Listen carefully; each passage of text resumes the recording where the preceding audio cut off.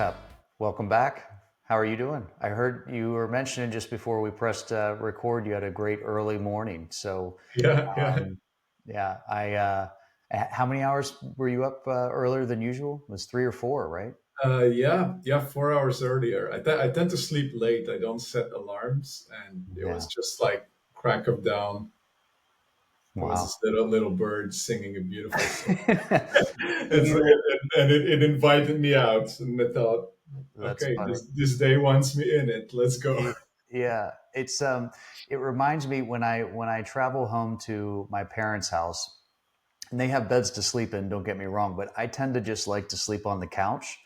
And I used to do that because my kids were sleeping in the beds. And so there wasn't an extra one. I'm like, this couch is comfortable. I'll just sleep there. Well, they don't have any curtains on the windows. So when the sun rises and the birds start chirping like that, I just kind of naturally wake up, like no alarm clock, no nothing like that. And I initially was irritated. I was like, I just want to go back to sleep. And then I kind of like, it felt kind of good, like just to be able to wake up naturally and the sun comes up, like plants and animals do every day. Do you have sunlight that kind of comes through, where you I, sleep that wakes you up or no? I wear a sleep mask because Okay. in the yeah I noticed that. So at night it never gets fully dark here, Okay. and I tend to sleep shallow when I don't. So when I wake up, it's usually like usually something pleasant in the environment. It's like a little bit a noise that's starting to come, or intensify. Yeah, but I do like, or prefer waking up with the sunrise, but yeah, only if I also fall asleep from a sundown that is completely dark. Right. Yeah, Yeah. I understand. I went to the mountains last week, and I subsistence hunt. So I go usually for white-tailed deer, which are in the U.S., and then also wild turkeys. And so in the springtime is usually when you go hunting for them. And so, I was waking up at, my local time, like 3 o'clock in the morning or something. You're usually out in the woods, in the dark by, which I find to be the most calming time of day. I embrace the dark. It's very calming to me. I don't feel, it feels very expansive when you're in the woods. Like it just feels like there's no beginning or ending. Maybe kind of like consciousness, I guess, for me. That's sort of my thing of it. And so, I'm up from that point in time, and then you walk around till about noon, and that's when the early season stops, and you go back and you take a nap, and you go back in the afternoon and listen for more in the afternoon. So, and then pretty much by 9 o'clock, you're like, I got to get to bed because I got to start it all over again. But that's my idea of a vacation, as odd as that is. Like that's what I enjoy doing. You can remove It the hunting doesn't part. sound odd to me. It sounds amazing. Like, it's sometimes I wonder about this trade-off. It's like when I hear that, I think like, oh, I wish that every day was like that. Right. But when I think further, probably not, because I would, be in a state of danger very frequently and probably not thrive as much as I do now, thanks to all the Right. benefits of modern world. Right. Um, but there are elements of that I miss in the day to day, and then getting at least a bit of that Yeah.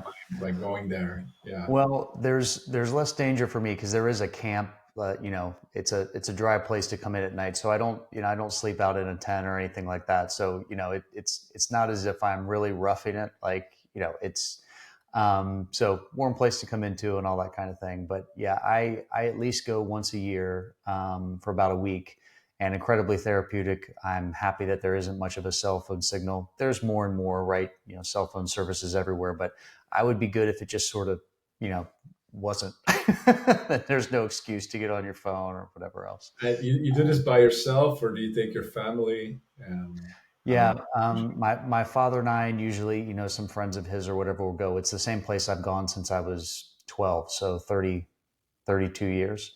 Um, it's a couple thousand acres of private, not private, public land, just state forest and things like that. So, you're never so off the beaten path that you would be lost. I mean, there's always going to be a road somewhere that you'll come out to.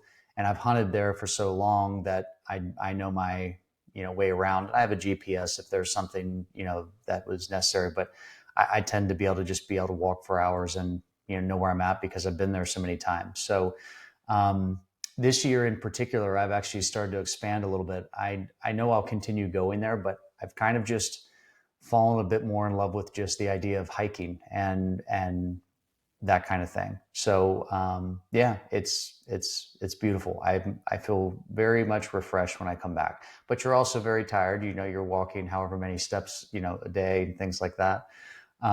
So it's good to come back and kind of recover from it. But it's good. It's a good. It's To a good. recover from the vacation. That's right. That's funny. But yeah, they're different systems, right? That's right. Different Yeah. types of energy that gets nourished and depleted, I guess. Exactly. That's exactly right.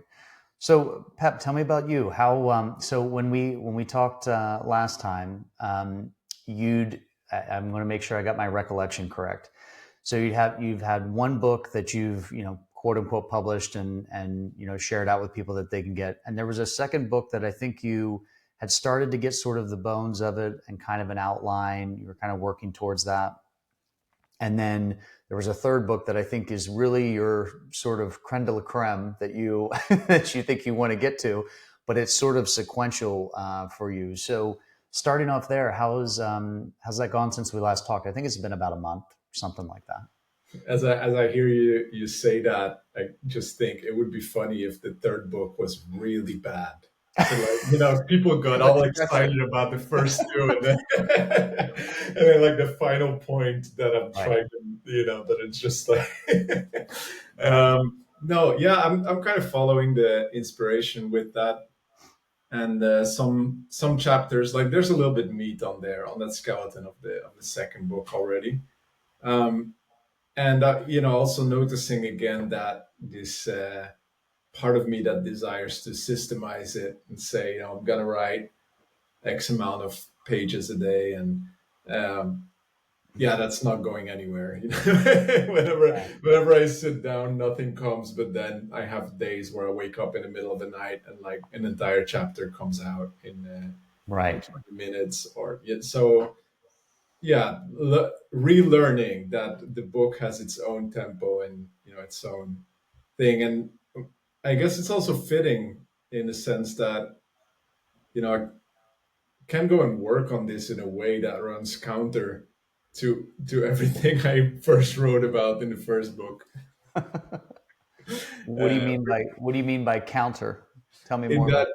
yeah, I mean it's hard to run counter to it because that's a bit of the paradox, but a lot of the core message of the book was that we can just allow ourselves to happen. And Right. so, and the more we try to make ourselves into something, the harder that process often becomes. Right. uh, of course, that's also just part of it happening, right? I'm going through a phase where I want to hold things a bit more tightly, or try to control them. Yeah. But in the sense, it's like getting out of our own way and just seeing like, oh, there's a book that I'm inspired to write in this case. Yeah. Some days I wake up and a chapter's there and I'll write it, Right. and I can also try and turn myself into a writer, and, maybe the book will get written faster, but it Maybe. might, might not, or it might not be as good, or like just to trust like kind of the pace at which things are unfolding in me. Right. Yeah. There's this makes me think of a there's a movie. It's pretty big in the States. I want to say I think it was Jack Nicholson who played the character in The Shining. It's a Stephen King movie. It ends up being a horror film. But do you know the movie The Shining? Have you ever seen it? Yeah, I did. It's a long time ago, but I Okay. mean the visuals are memorable. Yeah, well, right, and that's not the part I was going to talk about, but I'm pretty sure maybe I'm getting it wrong. I'm pretty sure he was going there to be like a caretaker in the off season of this wonderful um, lodge that was built on some sacred ground, which I guess is why it was cursed. But he was a writer, and he was going there to basically write this entire book. And then it kind of shows him devolving from, going and wanting to decompress, and all these things happen to him, and he never ends up writing a single page. So, I kind of think when you're talking about like book writing, I know some people, they might go to some place of inspiration and like, I'm just going to do this and I'm just going to push through it and, get it done. And, I have a project manager background. So it's like, okay, just like you said, okay, Yeah. I'm going to get, 10 pages done today and 10 tomorrow. And just like you're finding and what you're describing, that's not, timing works however timing works. Um, Even for me, I'll share this with you, Pep, like this podcast. Um, I had a period of time, it'll be about 4 months almost total, where I didn't have a regular day job, and I was afforded a wonderful opportunity to be able to meet people like you and interact with you and talk with you. And that'll conclude in about a couple of weeks. Now I'm going to continue doing this, but I don't necessarily know how that will look. Is it me doing things in the morning, in the evening? Is there time? There might be flexibility. But a couple of weeks ago, I was really having this kind of emotion that I'm like, gosh, it's almost concluded, and this was so wonderful, and I don't want it to end. And I came to realize, my wife helped me too, but I came to realize, like, look, it's going to be what it's going to be. It doesn't mean it has to end, and also there's no pressure on doing it. Like, don't be in such a rush. Just do whatever kind of flows. So that's kind of my own personal book story, I guess, not at any level of what you're doing. But this is a chronicle of sorts. So it's interesting how us as humans can get so caught up in, it's got to be right now, and it's got to be exactly like this because this is my goal, this is my plan, and I'm going to hit it. In reality, we're not sure how our dreams and our path will carry us Yeah. forward. Which, I mean, maybe that's some fear and anxiety driving, but once you let that dissolve, things happen as they're going to be. I mean, It is. It's interesting. Like this void that it's like it's a part of us, right? I mean, I don't want to assume it's for everyone, but this like, well, now I know what my intention is, and what I want to create. So I want to do it at a certain speed, yeah, um, or yeah, in a certain shape, and it's like you say, you don't know which shape it will take once you start a job, and things shift. right. Um, but what I'm hearing in between the lines is that you have no doubt that it will take a shape, like that It this will. isn't just the end of what you're trying to create here. No, it, And it, that's beautiful. Yeah. yeah, it won't be. I mean, it's these conversations, podcast aside, these conversations are a part of me, and I feel very fortunate to meet a core group of people like yourself. And I would love to maintain Pep, this friendship longer term. I feel very fortunate to be able to learn from people like yourself of the things that you're doing, because if not afforded this time, I would have not really ever. I can't say that. At some point, I would have learned, but I can't. I don't want to limit Yeah. myself. But I'm just saying, right here and now, I feel very fortunate and very grateful for the opportunity and the gifts that each day brings. So, that's my that's my emotional that's my emotional place right now, and it feels Yeah. wonderful. And even, like, I know you mentioned the last time we talked, and I appreciate you doing that so I could sign up for it. You have, I don't know if you still do them, but you have typically these Monday sessions, which are, I guess they're not always virtual, but at least the one I joined was virtual. And that small group type of feel was really good. And even, before we came on camera, where you look at yourself as a bridge between, you know, people that are quote unquote normal or regular everyday people, and sort of some of the woo woo things that probably are a little more out there for some people, that you and I might believe in a little bit more than others, and everyone should believe for themselves. But you really build a connection for people to just start vibrating at a higher, in a higher space, just for themselves, just to help themselves. Not that they need to believe everything you believe or everything I believe, but just to encourage people to do whatever their works, looks like. Um, I wouldn't have arrived at what you do, day to day. I've arrived at something that, I find inspiring for me. But I love I love being able to meet interesting people that have, kind of a humanitarian flair all their own. It's amazing. So anyway, how are those Monday sessions going? Yeah. Well, we just had the last, so not the last ever. Maybe, I don't know. And I'm on the verge of not really knowing what I'll do next with them. So I've been doing them every week since, I believe, the second week of January or something. And these are similar type of spaces to what I normally charge for, Right, except that they're just at a fairly basic level, accessible to everyone.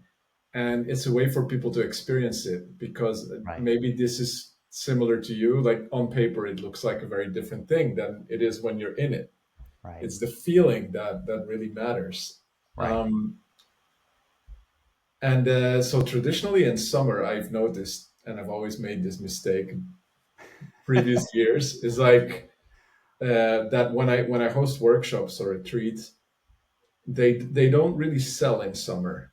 People wait because there's a lot of fun stuff happening, Right. or the weather is good, and I often have to cancel them. So this summer I didn't plan anything, and I started seeing attendance go down a little bit with the free ones. So I said, okay, now's a good moment. I'm gonna take a break for the summer, and Yeah. then we see. I am running a cohort.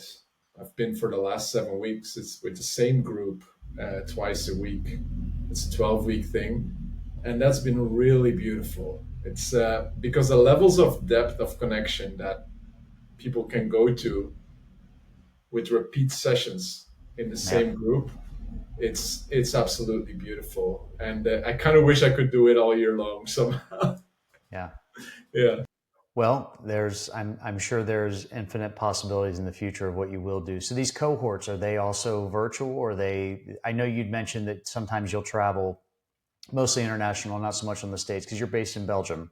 Is that right? Is that Yeah, correct? yeah, Yeah. but sometimes I go to the States as well. But it costs a lot of money to get there, so it has to Right. be the whole thing has to be worth it, right? For everyone Right. involved. Yeah. Yeah, This, I want to ask you a question about that because I have another friend who he'll, he'll do retreats and there's travel costs and things like that. And he is more on the side of like frequency technology and sacred plant medicine. And so those are really his two sort of modalities. And he mentioned to me, I think it was even yesterday, he was like, I really would just like to do my thing and just be my creative self. And like, the whole planning and the organizing and all that other kind of stuff is really just not me. Like, it's just, it's a necessary thing, but I just don't like doing it. And I said, I hear you, brother. But my response also was, again, this is for me personally, this is my own lens. Again, I guess a project manager background and that kind of stuff. But like, I can see that wanting to just focus on that, but at least, where I'm at, maybe other people are too. I wouldn't mind. I'd actually find it fulfilling, like helping with the organizing, helping free up, his time or your time or others to be able to do what you do best if that's not what you like doing. I'm not saying it would always be fun trying to coordinate all that stuff, but like I would get, fulfillment from it. Do you feel that way too? That the planning and the organizing part of it is too difficult, or is it more like just a financial thing where you're wanting to make sure it's as successful as possible to be a long term thing? What do you think? yeah. There are a few things coming up, so I'm going to answer those separately, like kind of like Yeah. so. No, it's not necessarily the difficulty level. I do find I have the necessary skills to organize it, to sell it, like all of the logistics, communication, all that process. But I am below average at them. Like, and it's not because of understanding of the skill, but more like my natural inclinations are, what I do is almost the opposite of that, right? It's very very flowy. Right. Holding space. There's leadership involved. There's structure involved, Right. but it's within a closed container. Yeah. And I do those things because, like you say, they're part of it. It's necessary. Yeah. And how am I ever going to work with someone and know if they do a good job if I don't even know the Right. basics myself? But they feel draining to me. I understand. And especially, there are situations like, let's say I'm already facilitating, and someone's running late, and then they want to still be able to reach the venue, but I can't just leave my phone Right. on while facilitating because it kind of breaks the container. I mean, I can do it, right? But it's just not nice for everyone in the group I to understand. hear to have me checking notifications and not being with them. Right. Um, so for that alone, like the workload, energy management, a part of me, I'm just now putting this out in the universe. I wish, I could find someone who is great at planning, organizing, and communicating like that. And, if they want 70% of the profit, I'm like, great, just pay me to Right. facilitate, to create the content, anything you need. I'll be a collaborator the whole time through. But my strength lies in like designing it and facilitating it, and not as much as the organizing it. But there's also a humility element where it's like at the start, yeah, you can just say, hey, this is what I want, and I'm gonna wait until someone shows up. It's like have to be Right. willing to do a little bit of what it takes. I Yeah. I I agree Yeah. with you, and I'm sure you will find that person. In fact, he might be sitting in this chair. I'm not saying it's just me or anything, but I mean that. I mean, I was talking the other day, and the friend I was talking to, he was like, I feel called that I need to lead it, and it needs to be mine, and I'm good with it being mine, but I really don't want to just lead. Like I want to do. It was the same person I'm talking about. He wants to hone his craft and do what he does, but then he's also hearing a higher calling that it needs to be his. And I said I get that. I said, for me, I would be happy to lead in the absence of someone else, leading. But if someone else wanted to step up and say, I'm going to lead, and I would be able to support them in the background, or even better yet, lead together just in different ways. And I know, with that, you introduce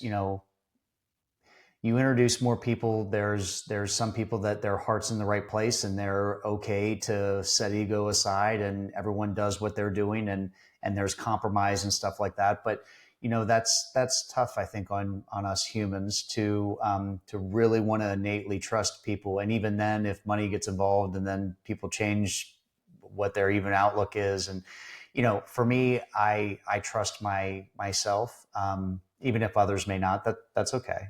um, that I would be happy and be doing things going forward with abundance and success. Keep the money part out of it.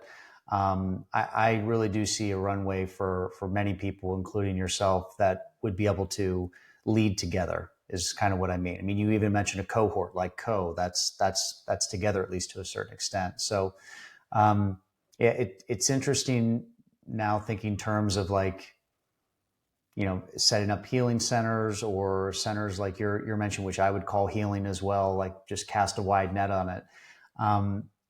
But maybe it's a good thing I haven't experienced negative things like that before, so I don't have a lens of like, oh well, this happened before, so I'm not going to do that again. Like there's mistakes I haven't run into, that others might be like, well, that's not how it works, so much. And I don't know, maybe you can share some of that, of how you've kind of gone through it, where you're leading everything and you're having to check your phone and see, okay, well, these two people haven't come in, and so now I have to go do that. If you had someone that could do that, and even their own things, and maybe that would mean that money would have to be no object, right? Because you're not having to do that. But have you run into those experiences before that have really kind of soured some of that for you?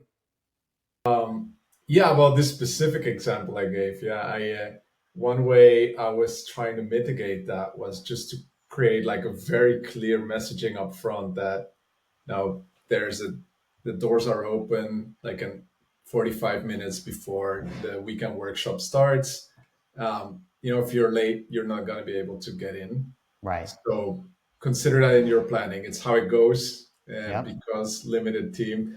Um, and then, making sure that everyone has read and confirmed that.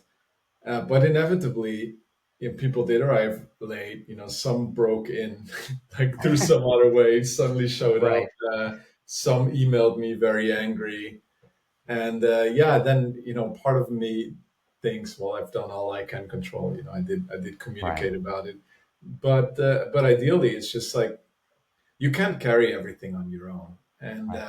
yeah, there is a part of me that definitely is like, oh, I want to create my thing, and but that's not even really that true, because okay, like what am I doing? It's standing on the shoulder of giants, right? Like everything Right. I've learned the bulk of it from other people who I trained with, and then I added maybe a little of my own fairy dust on top. I don't think there's any one of us that really out of nowhere created some sort of huge legacy Right. that and Right. and then the other part is if there's a real drive of like, I want the world to have this, then collaborating just gets more people to have it, as long as the Yeah. collaborations don't muddy the purpose behind it. If you don't start collaborating with people who are in it for the wrong reasons and influence it. Um, but I do think, and I think many of us, like what you said, there's people like you, like me. There are others, for example, on X where we met, who, should we find ourselves in a conversation together, will probably find shared visions and things, one-off, long-term, that can be created together. It doesn't Right. always have to be a business venture, No, it doesn't. become No. specialized in it, but Yeah. just collaborating with each other and creating things we want to see in the world. Yeah, I agree. Do you feel like you can lead with others, or do you feel called that it has to be yours? And I don't mean this from an ego thing, but reasonably saying you can control certain factors that way, and if you have this vision, you want it to take flight. So, for you, do you feel like that right now where you sit, that you want it to be yours for now, but you're open to other things in the future, or does it not matter to you? No, I don't need it to be mine. What I do feel is that, and that's more on an intuitive level, that if I'm going to collaborate with someone, I want values to align. I want To us to be shared. feel, yeah, like, oh yeah, we don't have to be the same, right? But in some way we have to be able to have this sort of meta understanding going Right. on, where we connect and we serve the project that we're creating, Yeah. over similar values. Yeah, I agree. I mean, what I hear you saying, like main table stakes need to be just a foundation of, here are the core things that we can agree upon, and how we get there, which modality gets there. That's all great. Use your own creativity. Um, it's interesting when you were describing that situation of, and rightly so. I totally understand having to turn away people that are late. I automatically went to like an idea of, well, how can you onboard someone in like a cohort light if they're, say, 3 hours late? Let's just say three. So let's say Pep has already started, someone shows up 3 hours late. Is there a separate room or a separate something where you say, okay, you're coming in, but we can't enmesh you right into the group right away because there's some things that have already been onboarded. And that's also to respect your time and to respect the people that are already in there and showed up on time. So, take the next however much time, read through these things, fill out these things. They're asking the same questions or walking through the same kind of actions, just in a lighter version from what you're doing. And then say at lunchtime, have lunch, incorporate, and then you'll get into the regular session afterwards. And, maybe that's overly simplistic, but I'm just thinking of ways to try to lessen the sort of, angry of, hey, I paid for this and I Yeah, should be able to get in whenever I want. And that's great. Then here's the option that you can take. and it'll still be somewhat worthwhile, not as much as being in the live session, but then join us after lunch, after you do this, and have someone there kind Yeah. of facilitating that. I don't know. Is that, I can say that easily being on the sidelines, not ever having done this. Does that sound like a viable option? Yeah, I've seen it happen when we were with bigger teams, that one of us would just, welcome the person, and it would be mostly initially like getting them to ground a little bit and orient, because they're arriving in something that's Right. in full swing, and they Yeah. might have some feelings about being late. And it's like catching them up with whatever's, Right. making them feel welcomed. Um, Something but is but maybe, then we had a person, we had a person to do that, and right. that's part of it that I've learned as well. Like with in-person stuff, that you almost need a second facilitator at any time. If Right. someone's having a big experience that demands attention, you want someone to be available for them. Agreed. Yeah, it could be something as simple like you mentioned about grounding. Like my mind goes to, okay, we'll get you in there as quickly as possible. Let's just do a 3-minute meditation or a 9-minute or something like that. Just forget the airport travel, travesty that you just went through, or that you've wasted money or whatever. Like that doesn't matter. You're here. We're going to get you in. Let's just kind of let's set the North Star a little bit. Yeah, like ushering a person in. Right. Like, okay, whatever happened that caused you to be late, whether it was, in a series of unfortunate events, or if it was like, forgetfulness. Like, okay, that happened, but now you're here, and let's guide you to Right. Right. finding your place in here. And yeah, Gosh, I'm kind of almost taken off in this idea to for a person that comes in late, and there's a myriad of reasons, right? And it could sound very 3D, but you could also say, look, timing is always perfect. You showed up at the time that you needed to. There's a reason for it. We don't necessarily need to know the reason, but let's look at the lesson from that. Let's ground you in it, maybe have you think about that a little bit, and then we'll get you inserted. I don't know. This just is sort of me thinking about it off the cuff. That would be kind yeah, of I love that. It's like that's how I tend to relate when I am in those situations. I always think of it like that as well, yeah. or like there's probably something in here for me. Right, right. Yeah, Yeah, I think I heard one time that it was, well, I've heard it a few times now, but every situation we find ourselves in, whether we're late or whether we're early or something happens, to find joy and an opportunity there. It doesn't mean that it's always fun. It doesn't mean that you're smiling while you do it, but having joy meaning just be open to whatever that lesson is. Even if it's, I'm not going to repeat this again because X, Y, and Z, but I think people can go deeper than that, or I'd at least encourage people to go deeper than that. Because some of those hard things or stressful things on the other side, they can be really freeing. They can really allow you to grow. As opposed to being a situation of this always happens to me and I'm always late. I never get to do what I want. But how this goes the whole way down the line. You could avoid the entire thing by just finding joy, even in a potentially negative situation, and kind of going from there. So you'd mentioned that. So you're going to be heading into your off season in the summertime. So what do you think you'll then focus on? Or at least let flow. I mean, I should probably say it that way, because if it's the book, I know you need to let it flow. You don't want to pressure yourself. yeah. That's a question I'm with, because on one hand, it's like I have nothing planned. Like in the summer is when I also tend to not travel, and I just stay here in Belgium, and I got a lot of social invitations, and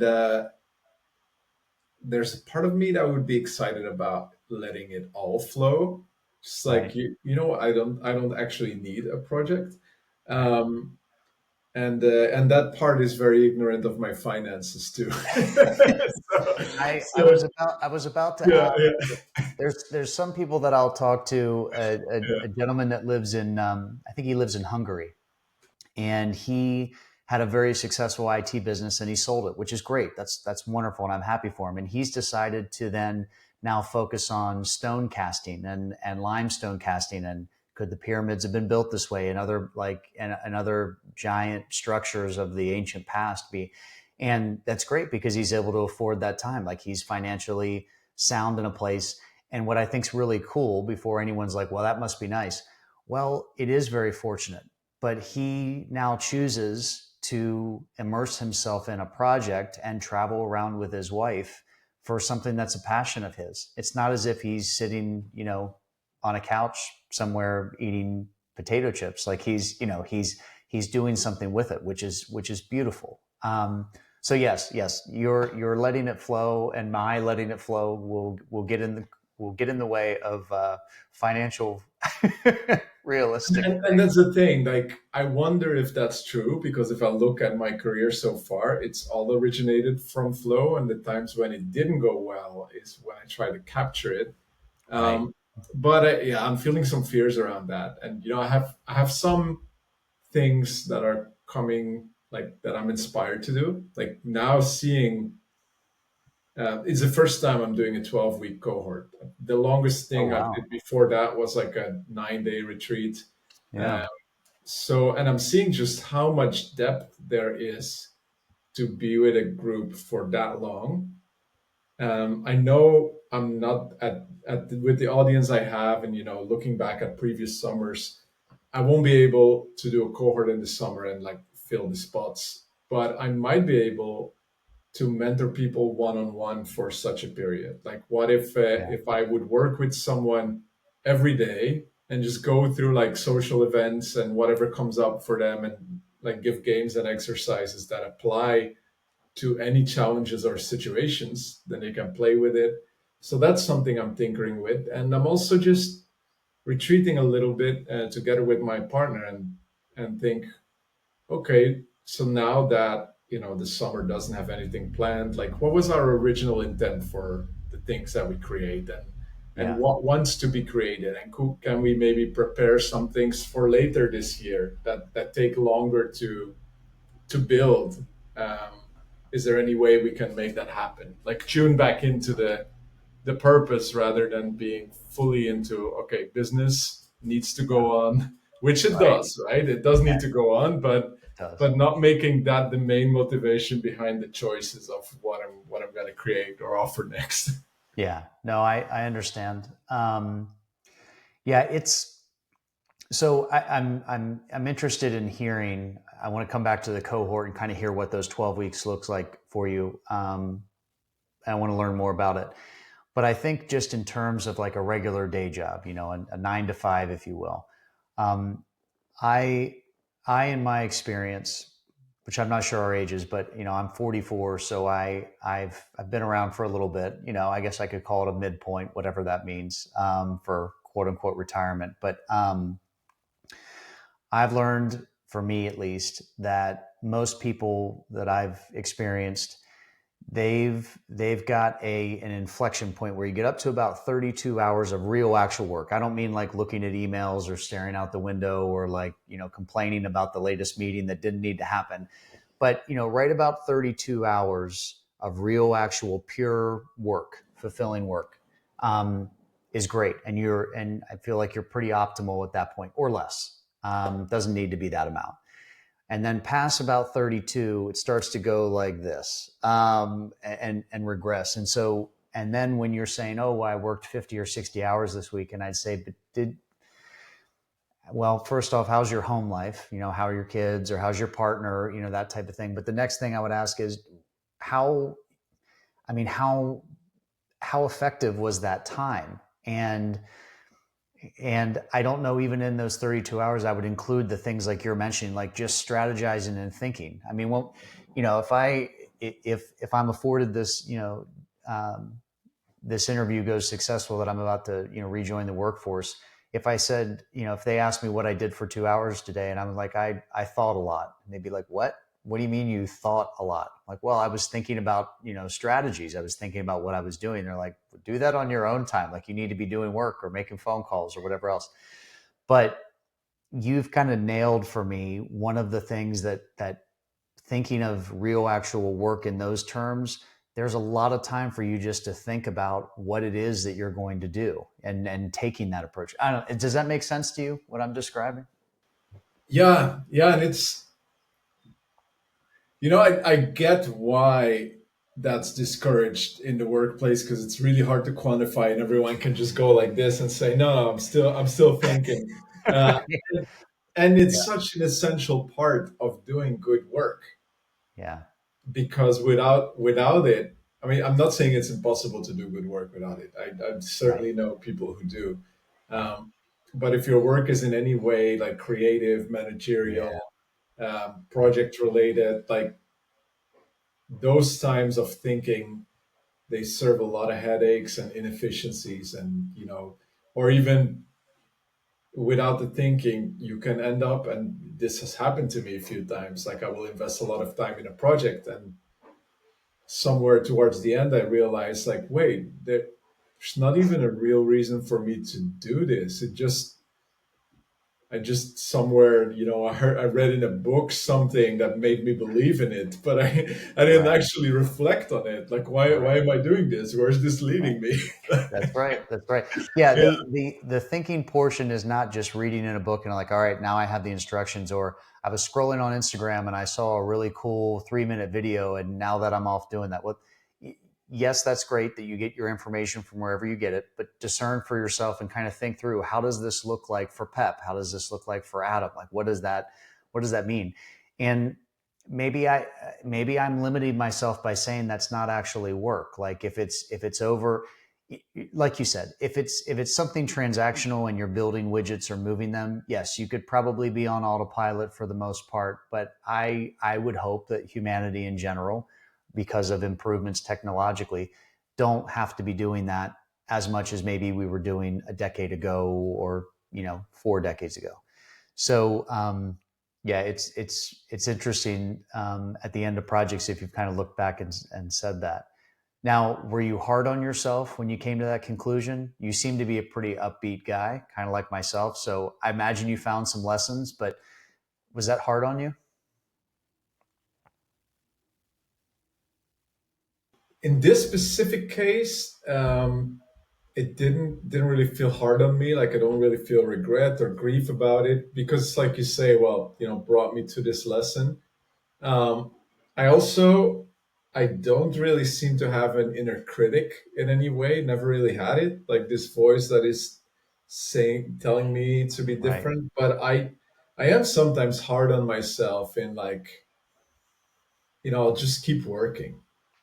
right, It's like right, like you say, like, if I don't, it's like I need the discipline not to work, right, or I'll end up meeting, like you say, like, how's your home, if right, I if I freak out a little bit about feeling uncertain or unsafe, then I might end up working more, like not really right, stopping. Like you say, effectiveness goes down, and then at the end right, of the day, I'm spending time with the person whom I love most, and I don't really have much energy left to give to her. Not that I'm always right, supposed to be giving, but right.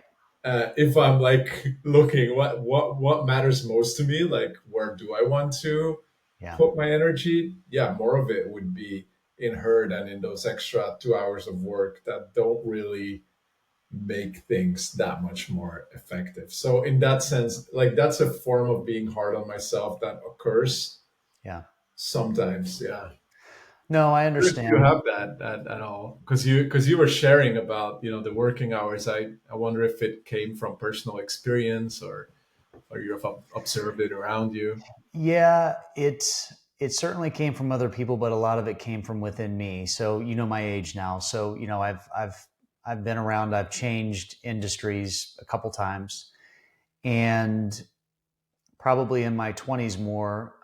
There was a lot of things that I had to move through in my 20s, but one of them was that, well, just, and I grew up in a very, I don't know if it resonates in Belgium to say this, but in a blue collar type family. So my father was a mechanic working on cars from the age of 16. He finished school, but age of 16 and beyond, that's just what he did. Um, he'd do that, and then he'd work, outside of that, either on our property or whatever, kind of sun up to sundown, like, even to this day, he doesn't have a cell phone. So if I want to call him, I'll call the house phone, the old landline. And so if I call during the day, it's a pretty good chance I'm not going to get him. Even now he's retired, he still does things. And so that's a good mentality for me to have. But what I equated that to was, well, productivity equals more hours, or more hours equals more productivity.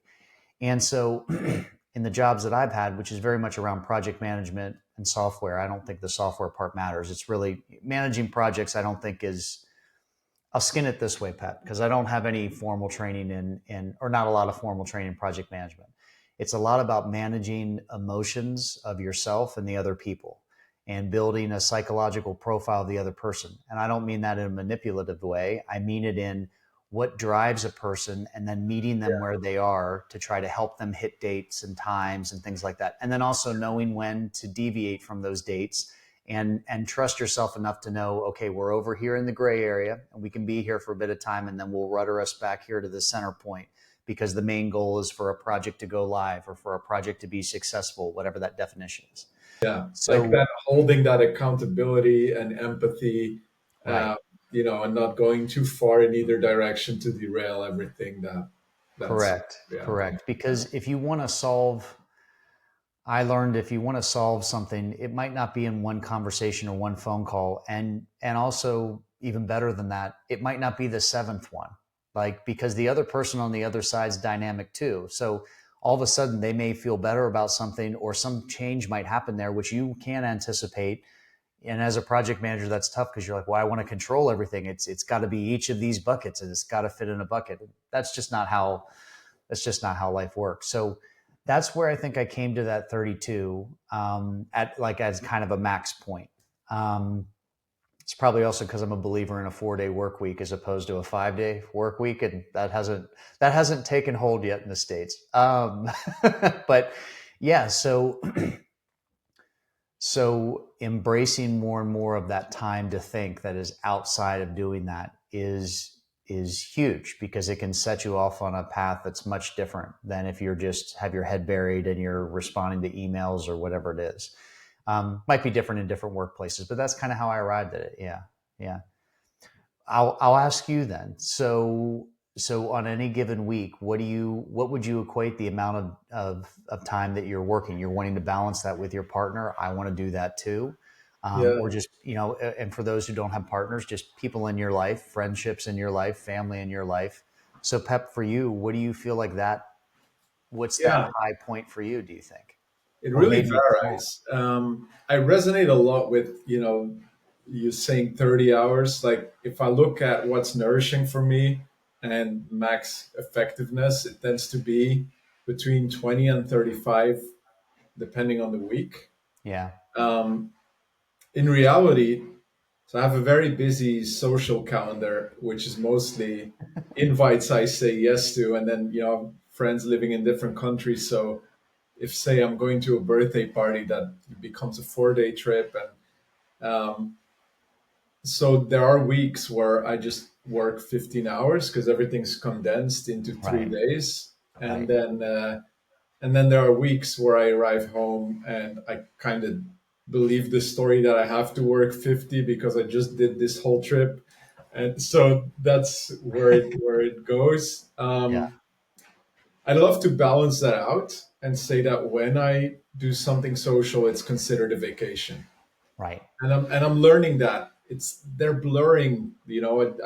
I travel and then I work a bit while I travel, and part of that is just the realization that when you don't have an employer, right, every vacation you take, you kind of pay double in a sense. Right. You pay for Yeah. the vacation and you pay for the hours that you take off, unless you have that reserve. And I don't really budget yet for those Yeah.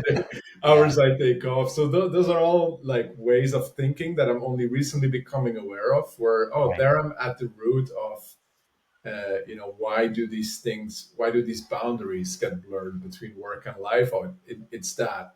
It is And that. uh, and then there are, it's like you said something like, I'm limiting myself, maybe I'm limiting myself by not thinking of this as work.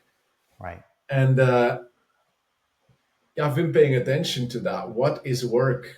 I don't really know. Yeah. Because on one hand, you could say, well, it's expending energy on something that you're creating, but then why is a game of basketball not work? What it's because you're not getting paid for it. Okay, Right. but then if doing that, Right. enables the rest of your work to be more effective in a way it is. But Yeah. then, I also don't want to go and play that game so that my work will be more effective. Correct. Yeah. And a lot of my work feels like play, so I don't really have like clear definitions of this. I just don't Right. know, and maybe I need some. Well, Pep, you might not be at the level like I'm not, at this point in time where you're paid for your social, your social event attendance. Although maybe someday you will. I don't know. Someone will be like, I really want you to be here, so your ticket's paid for, and here's when you show up at the airport. But setting that aside for a second, I do wonder. So if you think about like that 4-day trip, I think you mentioned that turned out from a birthday party to, hey, stay a little longer, do this, do that. Do you find that the either the people you meet or the relationships that you maintain or that you build because of that, does that end up manifesting somewhere in work down the line, either because of the people that you meet and what it causes you to think through for yourself? Like, does that lead you to something and learn more lessons for you? Or you might meet some person that might either give you an idea or wants to do something with you. I mean, think about in the context of this. Like for me, I am on a severance package, so that afforded me to be still paid and not be working a job. Like I'm employed, but I'm a non-employee. I guess what I'd say. And so it wasn't any cost to me to reach out to you and befriend you on X and talk with you and ask you to come join a conversation. And now that's a second conversation. And the things I'm learning from you, just in everything that you do, has helped kind of shape me. And has that benefited your work? Well, I don't know. That's up to you whether you're wanting to or not. Maybe you're just affording time to a person that you are open to, and I appreciate that, and I feel fortunate for that. But could I look at this as, for me, there's no cost. This is all just wonderful, great things for me, and I appreciate you very much for that. But for you, what benefit could you look at it to get from it, if anything? What do you think? Yeah, talking both about this interaction happening between us, but also examples like me going on a trip to meet friends. Um, well, on one hand, every interaction I have with anyone impacts my work because my work is to understand human interaction and then Right. help people find ways to make that connection flow more easily. But also when I'm with you, I'm not thinking of this moment as something I do for work, right? Like in this, we're just having a conversation, Right. and I'm not analyzing what's happening between us or what our value for each other is. Yeah. And part of that, It feels kind of clinical, right? To think of that. Well, what am I yeah, going to yeah, get out of exactly. what am I But going to get out of this conversation? I yeah, know afterwards what I got out, or even during it. But yeah, I understand what yeah. So I'll be walking around later, and then this thing, that we spoke about. Oh, it's ringing, or there was this moment where I saw a look on your face, and that conveyed something that I didn't put in words at the time, and then maybe the way you smiled when you were talking about a certain topic and how the role of it is in your life. Like I might later find myself thinking of hunting right. or something, and then how I related to your story, and that's something that may end up seeping into my work or not, Yeah. uh, or maybe I never think of it, Right. and Right. I really like not to see things in function of it. Right. Um, so in a sense, all these different like areas or life like of life, they're not really segregated. They work Yeah. together. I agree. But that also makes it more blurry, and sometimes the segregation is useful to know, like, hey, time to work is over. Don't think so much. Like, That's right. That's right. Yeah. It's interesting. Like you bring up hunting. Like I don't know if it's as controversial to other people that maybe I think that it might be, but I kind of look at it as a frame of, if that helps, you or someone else decide, well, maybe that's for me. But also, it's really good if someone decides that's not for me, because then that's never a path that they have to consider as something as like an outlet or whatever else. So I'm seeing the silver linings on kind of both sides. And I'll say for you, Pep, that I meet many interesting people, but I've never met a person quite like you. And I'm not sure that I have. I'm not sure that I know how to quantify. To quantify is the wrong term. I'm not sure if I know how to explain it, but sort of your approach, and certainly the Monday session that I attended, like, you have really helped me grow in ways I probably don't even know yet. I've just never met anyone like you. And maybe you've met plenty of people like you. I don't know, but I've only met one Pep. It's very, very cool, and I appreciate the time to share it with me. Thank you. Well, yeah, I deeply appreciate you saying that. I notice I'm lighting up from it, and I'm also surprised. People usually say something like that this to me at some point, but after we've spent a few years together, and they're like, "Oh, wait, you're very different." Yeah. So that you pick up on that, like, by just attending a session and having this like more podcast conversation setting with me, and also tells me something about how you look into people. Like, what I imagine this means, I wonder if that's true, is that you pick up on subtle things and intuitively read them. Yeah. Yeah. Yeah. It's so I mentioned back about I should come up with a better term because it sounds really clinical, but a psychological profile. When I'm interacting with you, I'm present in the conversation, but there's cues, even like you mentioned, like, I don't know what face I made, but I guess I made some face. And I don't have a poker face, so it comes through all the time. But um, in our conversations here, for sure, and also watching the subtleties.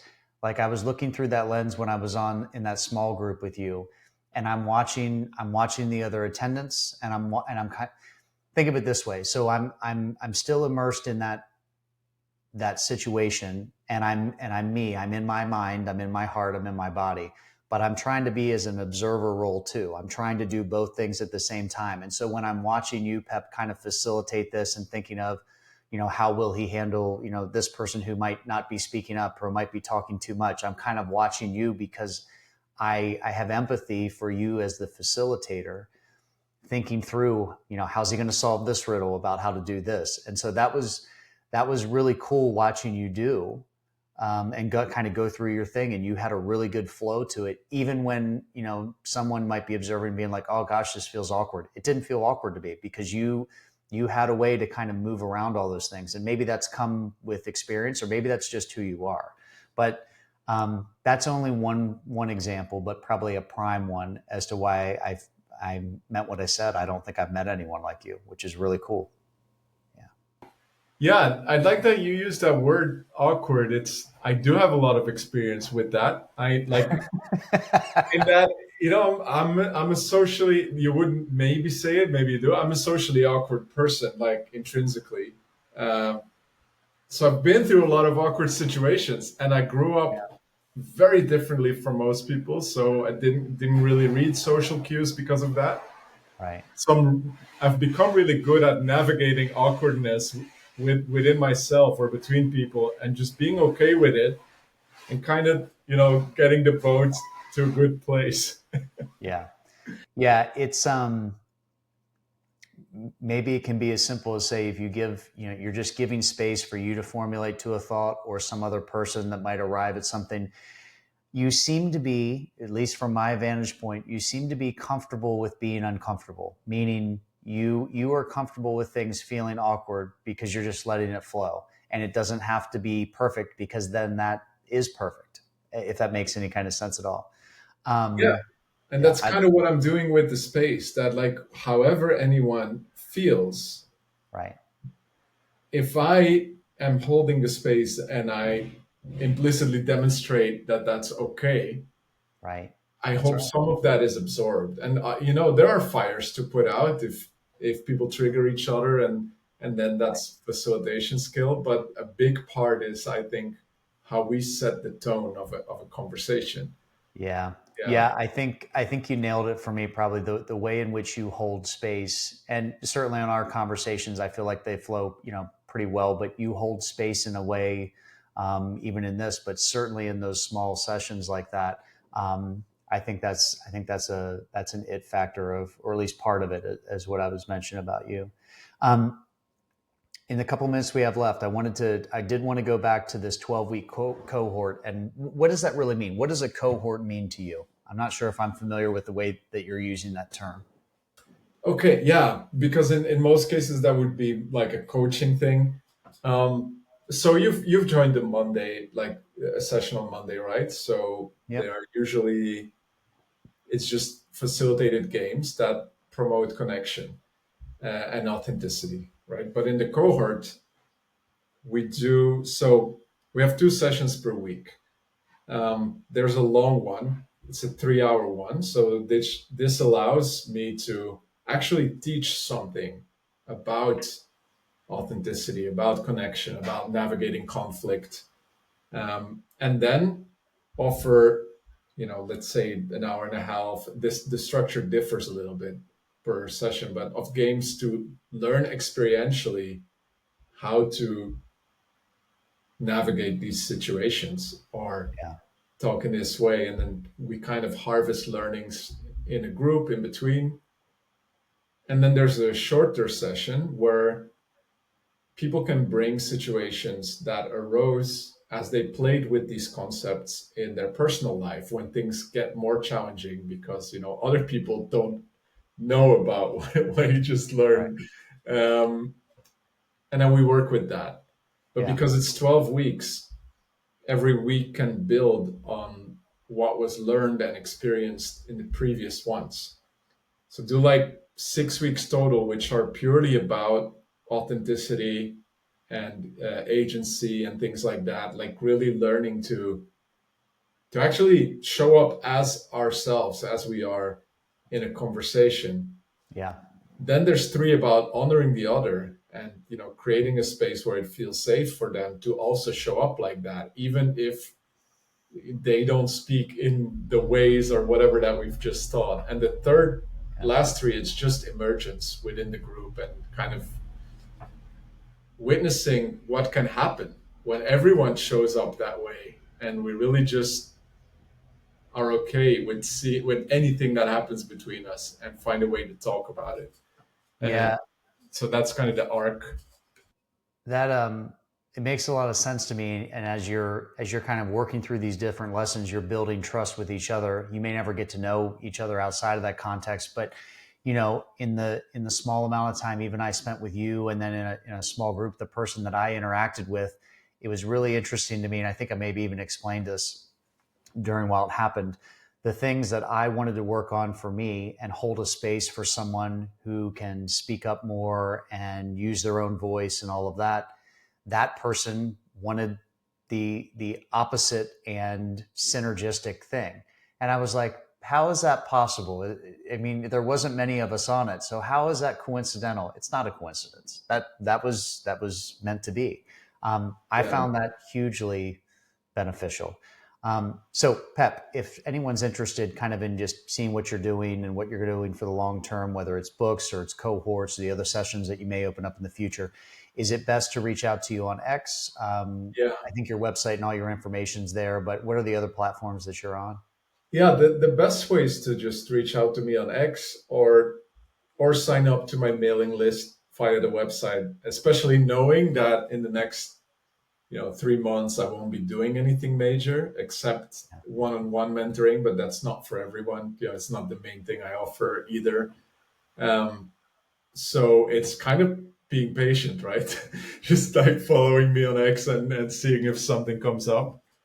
Okay. um, or if it would be like, hey, this sounds like a really nice thing and I want to create something with you, Yeah. that might happen. That might happen over the summer if there's mutual aliveness. um, but that's where it can be found. Beautiful. That's beautiful. Pep, thank you very much for the conversation today. Hold on for a couple minutes and we'll let this thing upload. Everyone, thank you for watching and listening in. Pep, I think the world of you. Thank you very much, brother. Thank you so much for this space. I really appreciate you. It was You're good to welcome. see you. I appreciate you too. All right. Goodbye, everyone.